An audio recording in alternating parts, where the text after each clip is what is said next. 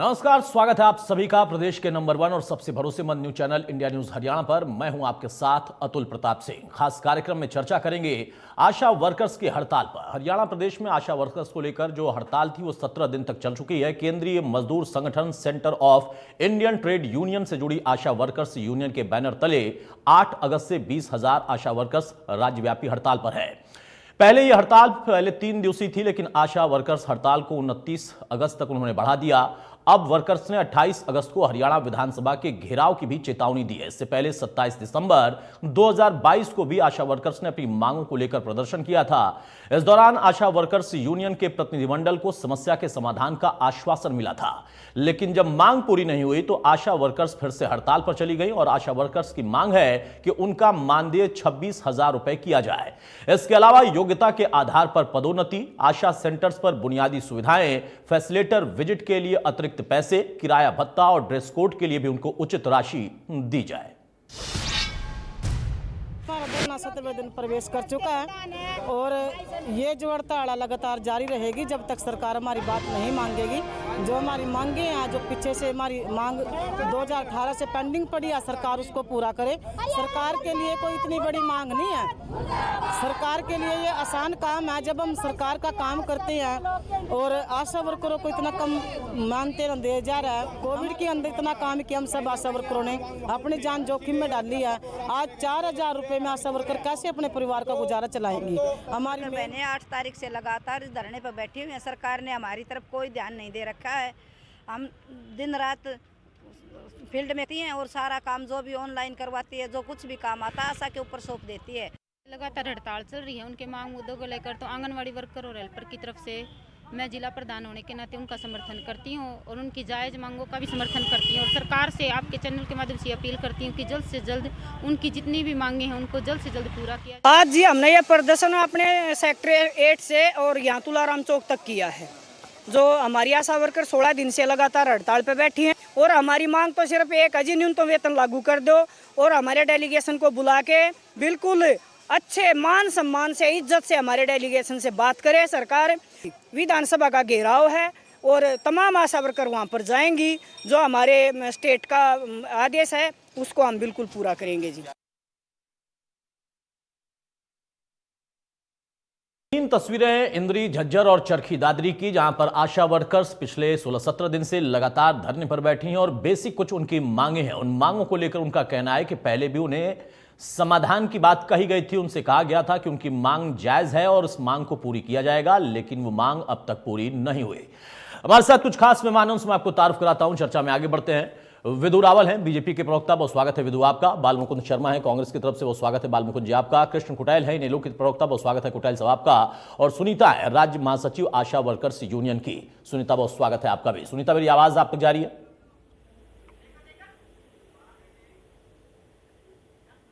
चलिए, शायद मेरी आवाज सुन नहीं पा रहे। विदु रावल जी, मेरी आवाज आ रही है? हाँ विदु, समस्या के समाधान का आश्वासन दिया गया था, लेकिन अब 17-16 दिन बीत गए, उसके बावजूद आशा वर्कर्स के पास कोई भी विकल्प नहीं है, ना ही कोई वार्ता हो रही। अब उन्होंने विधानसभा घेराव की भी तैयारी कर ली है। क्या आखिर दिक्कत है, कहां पर पेच फंसा? अतुल जी, भारतीय जनता पार्टी की, मनोहर लाल जी की सरकार समावेशी विकास में विश्वास। हम सभी को समान सुविधाएं देने में का अथक प्रयास करते हैं। समान विकास, समान रोजगार हमारा प्रयास जो है ये निरंतर हमारा एक मंत्र रहा है। बेहतर प्राश्रित, मेरी आवाज आ रही है क्या? हाँ बोलिए विदु, बोलिए। देखिए, बेहतर मानदेय देना, बेहतर मेहनताना देना, पारिश्रमिक देना भारतीय जनता पार्टी की प्राथमिकता रही है और इसीलिए देश में सर्वाधिक अगर कहीं पर पारिश्रमिक दिया जा रहा है तो मनोहर लाल जी की भाजपा सरकार में दिया जा रहा है। इन आशा वर्कर्स जो हैं, आशा कार्यकर्ता जो हैं, इनको भी पूरे हिंदुस्तान में, पूरे भारत में सबसे अधिक अगर कहीं पर मानदेय दिया जा रहा है तो वो हरियाणा के अंदर दिया जा रहा है और मनोहर लाल जी की सरकार के दौरान दिया गया। मनोहर लाल जी की सरकार से पहले नहीं दिया जा रहा था। हम सरकार में आए, हमने पूरे भारत में सबसे अधिक किया। तो इस नाते से अब पंजाब सहित बहुत सारे प्रदेशों में जो है ये मांग तक उठ रही है कि हरियाणा के तर्ज पर, हरियाणा वाले मॉडल पर, जो मनोहर लाल जी हरियाणा के आशा वर्कर्स को उनकी सरकार जो दे रही है उस तर्ज पर दिया जाए। लेकिन इसके बावजूद भी कुछ आशा वर्कर्स ने ये कहा कि जी हमारा मानदेय और बढ़ना चाहिए, तो उसको लेकर सरकार उनकी मांग को लेकर संजीदा है, संवेदनशीलता के साथ उन पर विचार कर रही है। अभी उसको लेकर एक आशा पे ऐप करके इनको रजिस्टर किया गया, जिसमें 20,001 आशा वर्कर जो हैं वो रजिस्टर हुई हैं और विभिन्न गतिविधियों के तहत जिस प्रकार से केंद्र सरकार द्वारा अब तक परफॉर्मेंस बेस्ड इनको इंसेंटिव दिया जाता था, उससे भी अतिरिक्त जो है 4,000 से अधिक निश्चित मानदेय जो है वो देना जो है स्वीकार किया, जिसमें 154 करोड़ 45 लाख रुपए जो है वो इसका बजट पर बोझ जिसको कह सकते हैं या बजट पर इस प्रकार का भार रहा। अब जब मैं और आप बात कर रहे हैं अतुल, उस समय 10,000 रुपए प्रति माह के मानदेय लेने वाले 5,033 यानी लगभग 25% जो आशा वर्कर्स हैं वो 10,000 पर मंथ जो है उनको मानदेय दिया जा रहा है, और 318 ऐसी हैं जिनको 14,000 से 18,000 दिया जा रहा है, 38 ऐसी आशा वर्कर्स हैं जिनको 18,000 से अधिक दिया जा रहा है, और 4677 ऐसी हैं जिनको 14,000 से 10,000 दिया जा रहा है। बाकी बची जो 14,968 है उनको भी हिंदुस्तान में सबसे अधिक दिया जा रहा है, यानी कि 6,000 से लेकर 10,000 तक। इसको समझना पड़ेगा, ये एक कोई परमानेंट प्रकार की एक कोई पक्की नौकरी वाला विषय नहीं है, ये तो सेल्फ हेल्प ग्रुप्स हैं। ये अपनी तुलना उस प्रकार से करने लगे तो मुझे लगता है कि बहुत सारे कानूनी भी चीजें हैं जिसको सरकार तो विदु जैसा आपने आंकड़ों के साथ बताया कि क्या बढ़ोतरी दूसरे राज्यों की तुलना में यहां पर की गई है और किनको क्या मिल रहा है, इंसेंटिव कितना मिल रहा है, तो ये जो मांगे हैं और जिन लोगों ने इन मांग को उठाया है, क्या कहीं से कोई प्रेरित है? आपको ये लगता है कि राजनीति से प्रेरित है, दबाव बनाने का तरीका है? क्योंकि पिछली बार धरने के बाद आप लोगों ने आश्वासन दिया था। हाँ अतुल, आपकी ये वाली डिबेट जो होती है थोड़े समय के लिए होती है, लेकिन मैं इसमें एक और एंगल जोड़ना चाहता हूँ अगर आप परमिट करें जल्दी से। मैं ये बताना चाहता हूँ, देखो ये हरियाणा की अपनी सरकार है। बहुत सारे लोग हमसे आकर सवाल करते हैं कि बहुत सारे लोग प्रदर्शन क्यों करते हैं। प्रदर्शन इसलिए करते हैं क्योंकि इनको पता है कि ये इंडियन नेशनल लोकदल की सरकार नहीं है जो कंडेला में प्रदर्शनकारियों को गोली मार दिया करती है। ये कोई बाल मुकुंद जी की कांग्रेस की सरकार नहीं है जो कि खुद वादा कर जो चुनाव जीत कर आए ऐसे गेस्ट टीचर्स को अपने घर के बाहर भूपेंद्र सिंह हुड्डा ने 1 सितंबर 2008 को गोलियों से 5,000 गेस्ट टीचर्स के सामने ओपन फायर करवाया। एक जो गेस्ट टीचर थी उसमें शहीद हुई थी, मारी गई थी, लेकिन क्योंकि हिम्मत कर सकते हैं, अपनी सरकार से मांग सकते हैं इस इच्छा में, और ये एक इंसानी स्वभाव है कि क्यों नहीं अपनी सरकार जिसको चुना है उससे थोड़ा और ले लिया जाए। ठीक है, देश में सबसे अच्छा हम दे रहे हैं। चलिए, ये अच्छी बात है कि संवेदनशीलता है, सरकार के दौर में रहते हुए भी लोग अपनी बात रख सकते हैं, आप ये कह रहे हैं, लेकिन उनकी समस्या है, वो कहते हैं कि 4,000 में हमारा घर कैसे चलेगा। बाल मुकुंद शर्मा साहब, विदु रावल का कहना है कि अन्य प्रदेशों की तुलना में हरियाणा वैसे ही सबसे ज्यादा पे कर रहा है, लेकिन फिर भी आशा वर्कर्स की जो मांग है उस पर समाधान क्या निकल सकता था, ये एक समझौता हुआ था लेकिन वो लागू नहीं हो पा रहा है। अब इसमें कहां पेंच है? किसी बात को सुन करके होता है कि डिबेट को थोड़ा 30 सेकंड के लिए मैं उधर लेके जाऊंगा। ये कह रहे हैं जी उसमें गोली चला देते थे, उसमें गोली, ये तो रिकॉर्ड है कि हरियाणा जब से बने है या देश आजाद हुआ है, एक सरकार जो बीजेपी के सबसे ज्यादा लोग गोलियों से मारे गए हरियाणा में। पूरे हिंदुस्तान में अगर गोलियों से मारे गए लोग सरकार की गोलियों से हरियाणा में मारे गए हैं।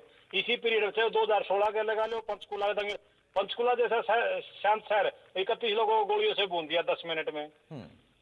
ये लोग ऐसी बात नहीं करनी चाहिए, इनको पता होना चाहिए अपने रिकॉर्ड का।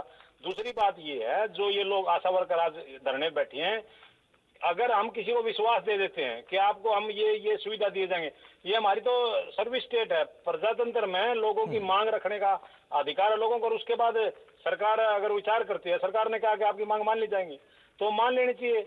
अब लोग जलेबाजी प्रदर्शन कर रही है, आशा वर्कर्स कल ये विधानसभा घेराव की बात कर रही है, ये चीजें सरकार संवेदनशील होनी चाहिए। अब बदकिस्मती है कि हमारे प्रदेश के मुख्यमंत्री संवेदनशील नहीं है। सरकार की फजीयत कई बार हुई है, यू टर्न लेते हैं मुख्यमंत्री को, सीधा मुख्यमंत्री को हस्तक्षेप करना चाहिए। मुख्यमंत्री अभी जो कलरकों की हड़ताल है, अभी वो चली थी, आपने देखा हुआ, नया सारी तहसीलें बंद थी, रेवेन्यू बंद था, पूरी स्टेट हिल गई, लेकिन ये सोचते नहीं कुछ भी। आशा वर्कर आई, जब ये पूरा विधानसभा घेराव करेंगी, कोई और इनको मिलिट्री बनानी पड़ती है हर बार, जब जो कोई घटना होगी तब ये फिर वापस यूटर्न भी लेंगे। ऐसा नहीं है कि ये एक अपने उस पे वादे पे खड़े उतरेंगे। तो हमारा ये निवेदन है, राजनीति ना करके जो इनकी मांग है, ये बेचारी जो है ना, इनका टाइम भी फिक्स नहीं है, 4 घंटे करना, 8 घंटे करना, 10 घंटे करना, इनको तो हर जगह इनकी ड्यूटी लगाई जाती है। तो मैं समझता हूँ सरकार को बहुत ही सौहार्दपूर्ण वातावरण करके इनको बुला करके इनकी मांग पूरी करनी चाहिए। और भी अन्य जितने कर्मचारी, इन्होंने पहले ही विदुराल जी को पता था कि बाल मुकुंद शर्मा आएंगे, कांग्रेस के प्रवक्ता, उनको पता क्या क्या, हर कोई आज हड़ताल पे है। अब पता नहीं, ये कंप्यूटर ऑपरेटर लगाओ, रोडवेज के लगाओ, ट्रांसपोर्ट के कर्मचारी लगाओ, भी बैठे हुए हैं, सब लोग हड़ताल पे हैं। तो मैं तो इनसे ये निवेदन करता हूँ कि आपको समाधान करना चाहिए सरकार को।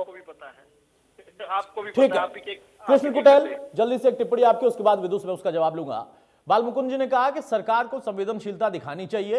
विदु रावल कह रहे हैं कि हम पहले ही संवेदनशील हैं और इसी वजह से वर्कर्स अगर कोई मांग रखते हैं तो हम उस पर विचार भी करते हैं, समाधान भी निकलते हैं। लेकिन 17 दिन बीत गया है भाई। देखिए, भारतीय जनता पार्टी की सरकार जो है, ये सरकार बहुत झूठी सरकार है और झूठ बोल करके लोगों को गुमराह करने का काम करती है। आशा वर्कर्स की जो डिमांड है कि उनका न्यूनतम वेतन जो है कि वो 26,000 होना चाहिए, जबकि ये 4,000 रुपए जो है कि ये सरकार दे रही है और 133 रुपए पर डे का पड़ता है। तो मैं विदु रावल जी से पूछना चाहूंगा, क्या आप 133 रुपए पे गुजारा कर लेंगे? दूसरा जो है कि सरकार ने कई दौर के अंदर जो है कि वार्तालाप की है और ये पिछले प्लान से चल रही है। इन्होंने ज्ञापन दिया, प्रदर्शन किया, एजिटेशन वगैरह किया, कोई किसी प्रकार का जो है कि सरकार के ऊपर जो है कि असर नहीं है। और 17 दिन से जो है कि आशा वर्कर हड़ताल के ऊपर है और 17 दिन के अंदर भी जो है कि भारतीय जनता पार्टी की जो सरकार, जो बेशरम सरकार है, जो ढीठ सरकार है, जो तानाशाही सरकार है, तो उसको कतई तनिक सा भी जो है कि इन गरीब आशा वर्करों के ऊपर जो है कि कतई भी जो है कि रहम नहीं है। और यहाँ पर जो है कि 28 तारीख का जो आशा वर्कर घेराव कर रही है, तो उसके बाद जो है कि यहाँ पर इस हरियाणा प्रदेश के अंदर एक बहुत बड़ा श्रम कर्मचारी संघ जो है कि उसके बाद उसके संघ आकर के जो है कि लड़ाई लड़ने का काम करेगा। और भारतीय जनता पार्टी का एक संघ है जिसको भारतीय मजदूर संघ के नाम से जानते हैं। अभी क्लर्कों की जो मामला था, क्लर्कों के मामले प्रदर्शन के अंदर भी भारतीय संघ उनके बीच के अंदर आ गया और दो फाड़ कर दिया उसने। तो इसी प्रकार से जो है कि आशा वर्करों के अंदर भी भारतीय मजदूर संघ को डाल करके जो है कि ये दो फाड़ करना चाहते हैं। तो ये नीति जो है कि भारतीय जनता पार्टी की है, तोड़ने की है, इनका तोड़ने का इतिहास रहा है। और कुछ विभाग के जो कर्मचारी हैं वो इस प्रकार से कि इनके तालमेल से रहते हैं और ये हर एक जो है कि प्रदर्शन को जो है कि तोड़ने का काम करता है। ठीक है, विदु रावल से जवाब दो। विदु रावल, कृष्ण कुटेल का कहना है और वही बात बाल मुकुंद जी भी कह रहे थे कि अगर आप संवेदनशीलता का जिक्र करते हैं तो व्यवहार में दिखना भी चाहिए। 17 दिन हो गए और ये आशा वर्कर्स, ये महिलाएं बैठी हुई हैं सड़क पर। आप कहते हैं कि उनका अधिकार है, तो अधिकार क्या 17 दिन तक आपने दे रखा है उनको कि आप धरने पर ही बैठे रहिए? काम कब करेंगे, घर कब चलाएंगे? दूसरा प्रश्न है, आप बेहतर पे करते हैं दूसरे राज्यों की तुलना में, इसको कोई खारिज नहीं कर सकता, जो है वो है, लेकिन उसमें कमी है, कोई चीज फिक्स नहीं है। कुछ चीजें जो कि बहुत बुनियादी हैं, सेंटर्स पर बुनियादी सुविधाओं की भी मांग उनकी है, इन पर तो विचार हो ही सकता है। मुझे लगता है इतना तो सरकार खुद अपनी तरफ से कोशिश करती है कि हाँ ये होना चाहिए, आप तय करते हैं। देखिए, जिन जिन विषयों पर विचार किया जा सकता है उन विषयों पर विचार चल रहा है, हो रहा है। लेकिन साथ साथ जो हमारे विपक्षी साथी हैं उनका ये कहना कि जी 133 रुपए में घर चल सकता है, ये घर चलाने का विषय नहीं है भाई। इस विषय को समझो, आप किस विषय पर बात कर रहे हैं, कहीं से पढ़कर आ जाना। भाई साहब, ये घर चलाने का नहीं है विषय, ये वेतन और मानदेय का अंतर समझते हैं क्या आप? अरे वेतन नहीं है ये, कृष्ण कुटेल जी, वेतन नहीं है।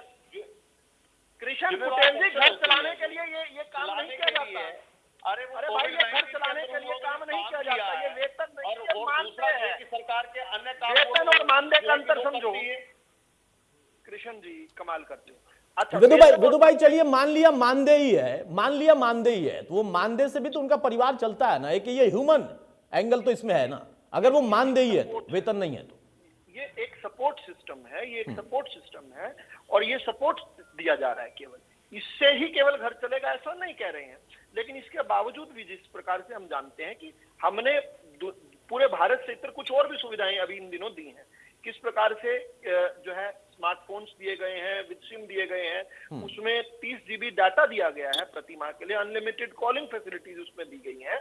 उसके भी इतर जो है, जो अभी कोविड की भी किसी ने चर्चा की थी, कोरोना काल के दौरान जो है इन बहनों ने बहुत काम किया, उसमें बड़ी 2 दुखद मृत्यु हुई थी, तो उन दोनों परिवारों को 53 लाख रुपए यानी 1 करोड़ 6 लाख, माफी चाहूंगा, हाँ 1 करोड़ 6 लाख रुपए जो हैं वो दिए गए। इसके इतर भी जो कुछ केसेस 3 केसेस चल रहे हैं उसमें अब तक जो है 3 लाख के हिसाब से वो भी भुगतान हुआ है।